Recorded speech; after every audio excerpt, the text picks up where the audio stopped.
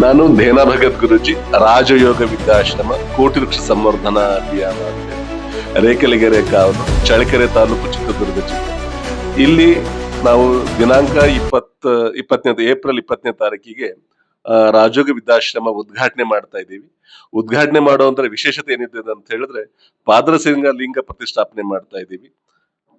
ಆ ಪಾದರಸಲಿಂಗದ ವಿಶೇಷತೆ ಇಡೀ ನಮ್ಮ ಏಷ್ಯಾ ಖಂಡದಲ್ಲಿನೇ ಇದು 3ನೇ ಪಾದರಸಲಿಂಗವಾಗಿ ಪ್ರತಿಷ್ಠಾಪನೆ ಮಾಡುವಂತಹ ಸುಸಂದರ್ಭ.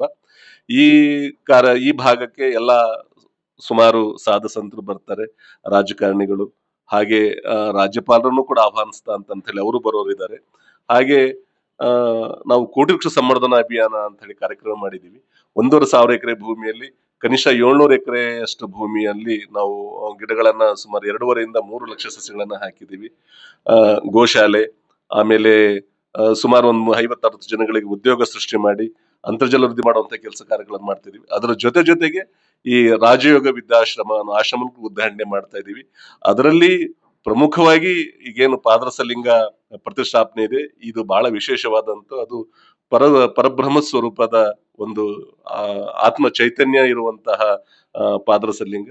ಆ ಕಾರ್ಯಕ್ರಮಕ್ಕೆ ತಾವೆಲ್ಲರೂ ಏನು ವಿಡಿಯೋ ನೋಡ್ತಿದ್ರ ತಾವೆಲ್ಲರೂ ನಾನು ಧೇನಾ ಭಗತ್ ಗುರುಜಿ, ರಾಜಯೋಗ ವಿದ್ಯಾಶ್ರಮ, ಕೋಟಿ ವೃಕ್ಷ ಸಂವರ್ಧನಾ ಅಭಿಯಾನ ಅಂತ ಹೇಳಿ, ರೇಖಲಿಗೆರೆ ಕಾವಲು, ಚಳ್ಳಕೆರೆ ತಾಲೂಕು, ಚಿತ್ರದುರ್ಗ ಜಿಲ್ಲೆ.